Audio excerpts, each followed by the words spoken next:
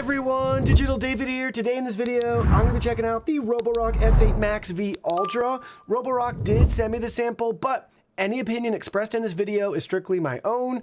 That being said, if you're interested in this product or you want to find out more about it, the link to it will be in the video description. Here's a look at the retail box and packaging. We'll learn more about some of the key product features on the side of the box, as well as the back right here. We got our flexi arm design duo roller brush. You'll see we have a built-in voice assistant, smart all-in-one dock. We got our hot water mop pad washing, auto dust emptying, auto tank refilling, hot air drying, dock self-cleaning, and auto cleaning solution dispensing. So a very capable dock. Now let's go ahead, let's open this up and see what's inside. Here are all the contents. First up, we have our product literature consisting of our safety and compliance information, full user guide and manual, voice control card with common commands and phrases. You can fold this and set this up on your unit for easy reference.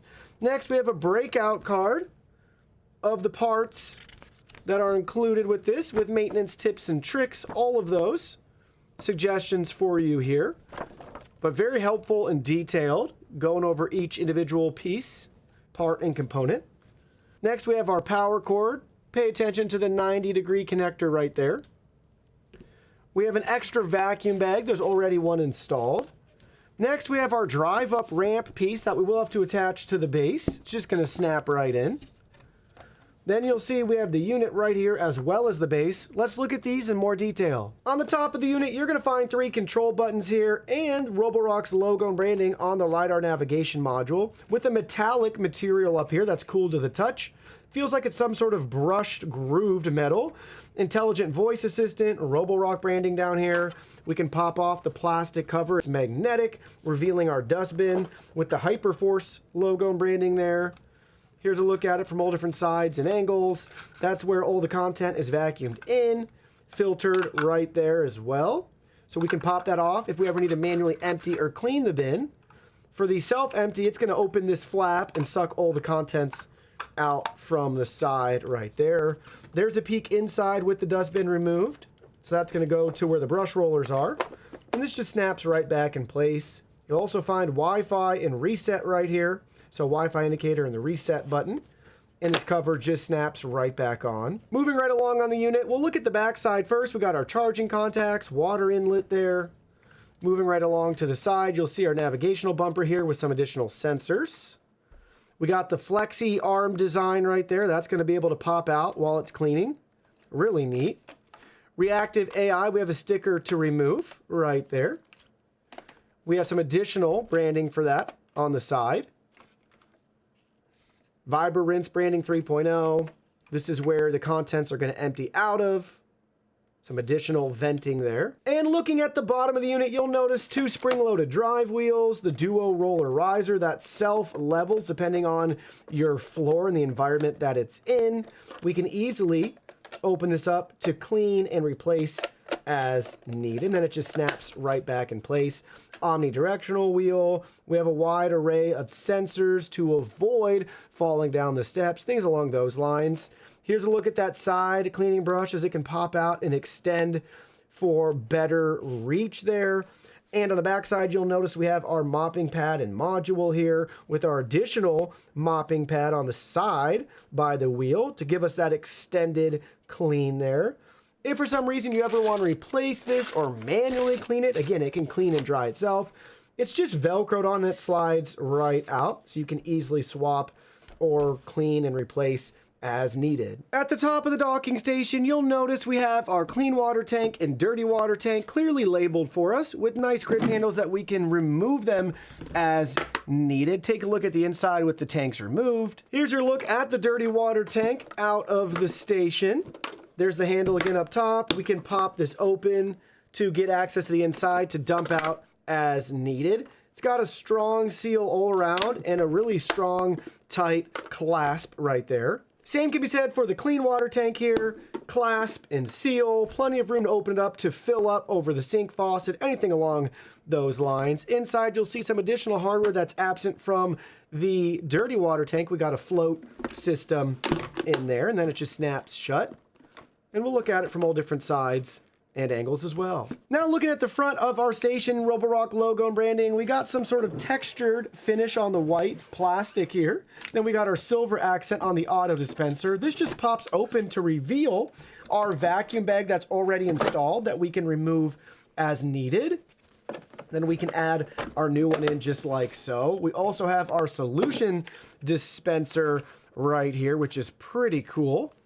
Pop that open, pour your solution in, and you're all set and ready to go to drop that right back into your station. Then at the very bottom, this is where it's going to charge, clean, and dry, as well as self-empty. All done right here on the base. They even have a designated spot for the additional mop pad on the side. Speaking of sides, here's a look at the right side of the unit, and here's a look at the left side of the unit. Now we're looking at the very back. This is the base down here at the bottom, and this is the top.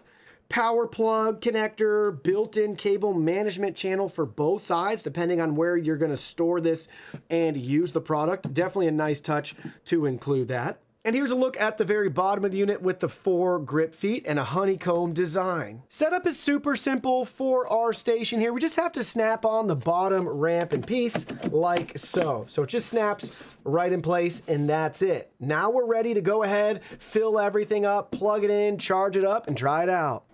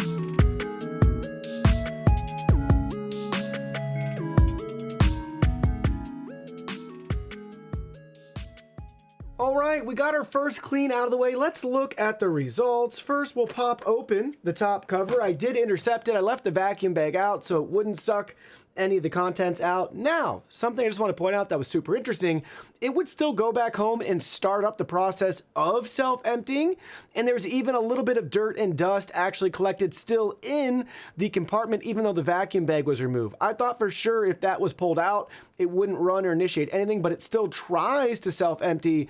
It's just not successful. So I don't know, super interesting. Anyways, that's beside the point. Let's look at the contents here to see what we're able to pick up. This thing's fairly full already. Look at that. We have a lot of hairy humans in my household. So 3 girls and a dog, all with long hair. And then we have some pet hair coming out the side of the self-empty door. But we'll just try to gently pop this open so you can get a feel for the real world contents here. Tons of crumbs, pet hair, but then really fine dirt and dust. Look at the fine dust on the filter there. Again, that should be white. Very dirty already. Look at that. And then there's that live look again. Everything in here, really fine dirt and dust caked into the hair, and then larger crumbs, dirt, and debris down at the bottom. Now we're looking at the bottom. First up, let's check our duo rollers. Just typical dust on the rubber beater brushes. No pet hair or tangles. That's typically what we find and you can expect with this style of 2 rubber brushes. They do a really good job avoiding tangles. You saw all the hair that we were able to vacuum up, but no noticeable hair or debris right here. If we pop open this cover, you'll notice some of the hair wound around the roller brushes at the very end. So we will have to maintain that periodically. You'll want to just make sure everything's cut away. But around the main part of the rollers here, nothing should get caught. But if it does, it'll make its way most likely to the ends like we're seeing here.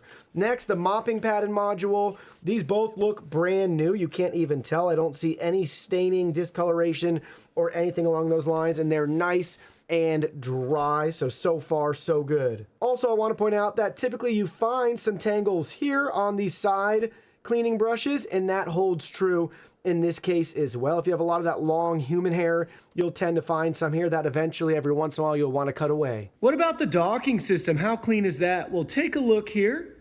Everything looks great with its self-cleaning design. It's going to funnel everything down to this corner, so if you ever have to clean this up, you can just pop this tray out right there, rinse it off, and wipe that area down. In there, that's the channel for the self-empty, so you might expect to see a little bit of debris there every once in a while. Some fuzzies on there, but not bad at all. And same for our dedicated side cleaning brush. That looks great. Really, really clean. Don't be horrified, but here's our X1 Omni from Ecovacs and its station here. This is what you don't want to see in the design, where nothing's removable and can come out. This is what you'd be left dealing with. So Roborock has done a fantastic job with their design and how it cleans itself. With some cleanings out of the way, let's look at the Roborock mobile app. This will just be a brief overview. We're not going to go over each individual setting and feature, but I want you to get a feel for what you can expect. First up, our main screen here is going to have our nice built-out map. Everything's labeled how we want it. You can really customize these maps. You can add furniture, no-go zones, things along those lines. All of those settings can be found with the map icon in the center of the screen, where we can edit the map. Again, add no-go zones, edit the room, edit furniture, edit the surface type. This does support multiple maps, and you can choose different viewing angles, 2D or 3D, room name, floor type, furniture, obstacles. You can rotate the map. All of that can be done right here within the app. Then you'll see further down, we have the little video icon right below it. That's going to give us live video monitoring, so we could drive this around, check on our pets, things along those lines. Then we have our different cleaning sections at the bottom. Do you want to do a full clean? Do you want to clean by room or by zone? Do you want to set up a routine? So you can do all that right there. If we select full clean, let me show you what our options are. Smart plan. So we have the AI Smart Plan enabled. So it's going to optimize the cleaning for you automatically. We can do vacuum and mop, where we can pick and choose everything ourselves. So what suction do you want? Max, to quiet, scrub intensity and water flow, extreme, or mild, anywhere in between. How many times do you want to clean? 1 or 2 times? Do you want to do the standard clean, or would you rather do the fast clean? So the fast clean basically just adjusts to make it really efficient for you and give you that quicker, faster clean. Next, we have our mop. If you just want to do mop settings, you can pick and choose fast, standard, high intensity mopping, so that's deep, and then deep plus. So how dirty is your floor that you want to mop? You can do that right there. That's great. Then just vacuum only settings. Again, quiet all the way up to max plus, 1 or 2 times, standard or fast. And we also have the customize option, so it can clean each room based on the cleaning mode settings that you choose. So we can build all that out right there within the app. Then we have our dock settings down in the bottom corner. Take a look here, return to the dock, wash the mops. Gives us a real-time indicator letting us know that the detergent cartridge is low. That's because we don't even have one installed. Here's our dock settings. You can adjust mop wash frequency. You can adjust the washing mode, smart light, balanced, or deep. Move the robot to a new location and restart. We also have our water washing temperature settings. Room temp, warm or hot. Definitely recommend hot. So then we have our dustbin settings, the frequency of emptying. We have our smart empty modes here, smart light, balanced, or max. Drying duration, 2 to 4 hours. Then we have more settings here. We can actually pump up and drain the water too right there manually. And now for a second, let's go look in the top right-hand corner. We'll see all of our device settings here. We can view a cleaning history. So let's go down and find our full clean. Here it is. 560 square feet in 64 minutes. 4 times it went ahead and washed the mop. We get a breakout here too of different objects and obstacles that it senses. Look at that row by row clean. Here's the dirt map too, letting us know the different dirt levels. Further down the app, we can set schedules. We can adjust our floor cleaning settings for carpets and floors, different surface types. Do you want to activate the flexi arm design to extend out and clean? Pet supply deep cleaning, clean along a certain floor direction. You have a lot of settings here. Dock settings are reactive obstacle avoidance. We can adjust those right here. If you have a pet, you can toggle that on or off as well. AI environment recognition can have the fill light settings, automatic or off. We have a maintenance tips and tricks section. We can manage all of our maps here. This is where you can add new maps for multi-level mapping. We haven't even touched on voice assistant yet, but we do have voice assistant built into this vacuum if that's something you prefer using. We have all of our Rocky commands and instructions and interactions right there in the app you can reference. Adjust the voice, language, volume, and has a log of the conversation. Definitely check out AI Laboratory. This has some great features you can turn on, like flexi arm and deep cleaning for heavy dirt. We have more robot settings. This is going to be just a couple of key things you can toggle on or off. One of my favorite features is off-peak charging. It's great that we have this built in. Next, we have some different navigation options. If you want to do a pin and go right here, you can, or spot clean. You can also do a built-in remote control to drive with buttons or a joystick, and spot clean and return to dock again. And then further down, we have a couple more device settings like our user manual, product info, firmware updates, and we have the option to share this device. And at the very bottom, you can even delete the device from your account. Let's see how the Roborock S8 MaxV Ultra stacks up against the competition. We'll be comparing it to the over 50 plus RoboVacs that we've personally tested and reviewed. So we'll look at it through the lens of Roborock's product lineup and averages, as well as just the overall average typical RoboVac. Let's jump right in. First up, max suction power measured in PAs. This unit has the highest we've ever seen at 10,000 PAs for its suction power. Typically, the higher the better. That's going to be what you want to see when it comes to RoboVacs. Brand average is about 5,800 PAs, which is still pretty substantial when you look at just the overall average of 4,400 PAs. Next, we have our max CFM. Just like our suction power, the higher the better here. That's typically what you want to see.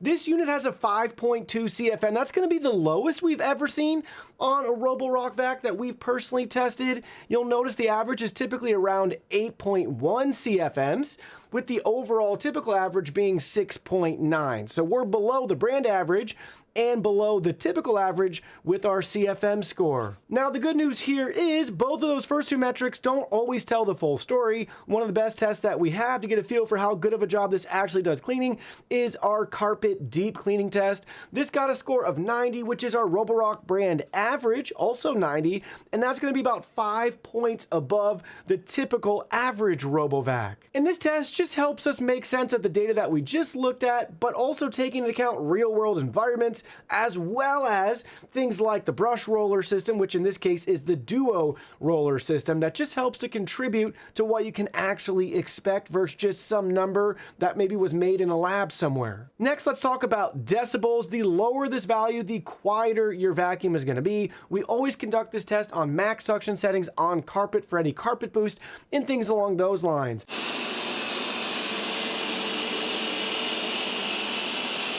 This unit comes in at 75 decibels. That's 5 decibels above Roborock's average and your typical average RoboVac. Now this has basically twice the suction power, so I'm impressed that it's only 5 decibels greater. Now realistically, would you be able to tell in a room that you're listening to a maxed out RoboVac at 70 decibels versus 75?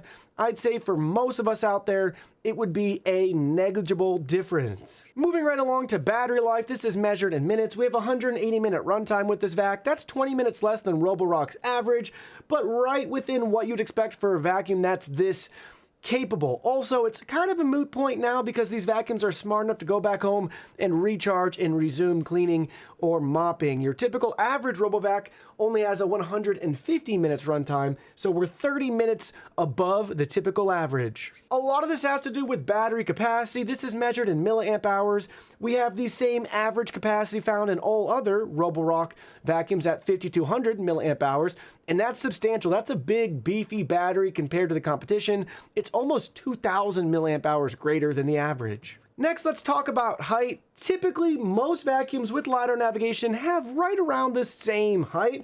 This dome up at the top, though, is a little bit thicker, and it shows here. This comes in at 4.1 inches in height compared to the brand average of 3.9.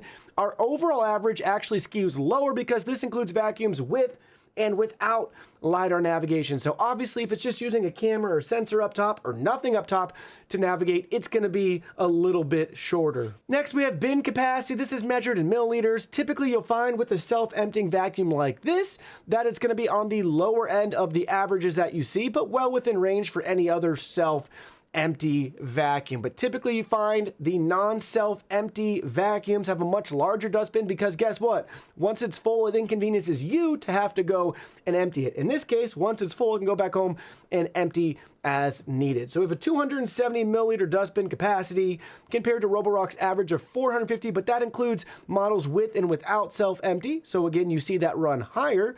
And the overall average, same thing with and without self-empty, comes in at 420 milliliters. Water tank capacity, also measured in milliliters. We have 100 milliliter water tank capacity on our S8 MaxV Ultra. That's actually 50% less than Roborock's average, but again, this is within the average. Typically, it's around 80 milliliters for models like this that have the ability to refill itself as needed. So just like it empties itself as needed, it can refill the water tank as needed. So when you can't do that, they want to cram a lot more water into and onto the unit so it can keep that mop pad nice and wet. In our case though, we can go back home, clean, wash, refill as needed. So it's going to be substantially lower than Roborock's average of 200 milliliters, as well as the overall average of 240 milliliters. Again, that's mixing in vacuums with and without the capability of refilling themselves. Next, let's talk about mop lift height. This is measured in millimeters. This has the highest mop lift that we've ever seen for an undermount design,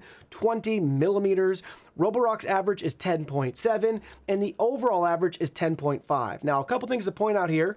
A lot of vacuums have different designs. So if you're going undermount, that's going to be the highest you'll have that we've ever seen to prevent contact with your carpets and rugs. The higher, the better, the less chance of your mop pad making contact. Now, other models from iRobot have the capability of lifting the mop pad up and out of the way and storing it on top of the vacuum, therefore it's never going to make contact. And then lastly, Dreamy has a couple models where they're able to actually detach the mop pad at the base, go out, do its vacuuming, so they will also never make contact with your carpets either. Last but definitely not least, let's talk about cost. This is a premium flagship robot vacuum cleaner and mop. It's going to be hundreds of dollars more than Roborock's average, which is typically a couple $100 more than your typical average RoboVac. But in Roborock's defense, they give you a lot more features packed into their price points. They have a ton of different verticals and product segments depending on your needs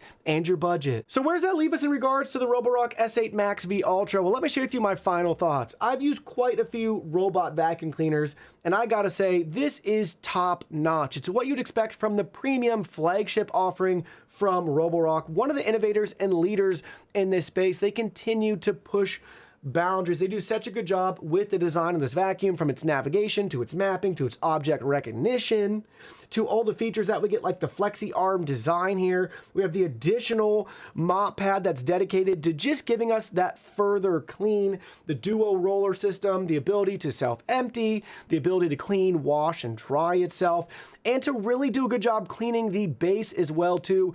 All done for you automatically. That is huge, and definitely something once you get into the space, it's kind of like going from a gas and combustion vehicle to an electric vehicle. It's just really hard to make the switch back. That holds true with a vacuum like this. Once you get those advanced features, it's hard to go back to a vacuum in the future that doesn't offer what this vacuum does. I know, a lot of you out there are saying, hey David, you're only singing this vacuum's praises. What's wrong with it? What would you want to see changed in the future? Well, let me talk about that for a minute. First thing I noticed with the live video monitoring, it does a really nice job, but there's no option to take photos or videos right from your phone. It would be great if we had that option right there. Now, for some of you out there, there's going to be privacy concerns, so I'm guessing they're just towing the line here with what they want to offer you to make sure that you're feeling comfortable. Next, in regards to that flexi arm design, I just didn't see it activated that much around my house. I'm not sure why that's the case. I'd like to see it be more aggressive than less aggressive with that arm. And with that being said, using some of the latest and greatest from Dreamy Tech, they have basically the same equivalent to the flexi arm, but with a mop pad, and I really like that more. So I like the spinning mop pad out here, but I wish it could go even further out. So in the future, maybe they can take that flexi arm design and add it to the little extra mop pad in the back to give us even more coverage outside of the shadow per se of the robot vacuum cleaner. But other than that, that's really it that I would say is missing from this vacuum. They can continue to refine over time their object recognition. We have a lot of trouble with most RoboVacs on that low pile of poo, and it likes to run it over. Sometimes markers, pens, things like that, just things that are very low set to the ground, they still have trouble identifying and running over. But again, that can continue to be refined over time as it gets to know your environment, as well as building out a database from hundreds of thousands of users, all helping that AI to learn and process objects better.